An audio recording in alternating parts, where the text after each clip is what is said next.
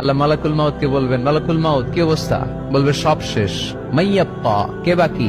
মালাকুল মাউত বলবে জিনেরা বাকি, যাদেরকে দেখা যায় না। আল্লাহ বলবেন জিনদেরকেও শেষ করে ফেলো, রুহু কবজ করো। মালাকুল মাউত আজরাইল জিনদের রুহু কবজ করবে। আল্লাহ এবার জিজ্ঞেস করবে, ইয়া মালাকাল মাউত আখবিরনি মাইয়াপ্পা, এবার বলো আর কে বাকি? মালাকুল মাউত বলবে, আল্লাহ মানুষগুলো সব শেষ, জিনগুলাও শেষ, এবার বাকি ইবলিস শয়তান। কে বাকি?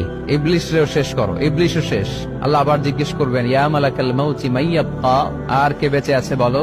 মালাকুল মাউত বলবে, আল্লাহ আপনার কথা অনুযায়ী পৃথিবীর সব মানুষের রুহু কবজ করলাম, সব জিনদের রুহু কবজ করলাম, ইবলিসের রুহু কবজ করলাম, এখন আছে শুধু ফেরেশতা। আছে কারা? যাও ফেরেশতাদের রুহু কবজ করো। ফেরেশতাদের রুহু কবজ হয়ে যাবে। এবার আল্লাহ জিজ্ঞেস করবেন, ইয়া মালাকাল মাউত আখবিরনি মাইয়াব্বা। মালাকুল মাউত বলবে, আল্লাহ আপনার কথা মতো ধরে ধরে সব শেষ, ফেরেশতাও শেষ, 4 জন ছাড়া। কয়জন ছাড়া? জোরে বলেন, কয়জন ছাড়া? ইসরাফিল, জিব্রাইল, মিকাইল,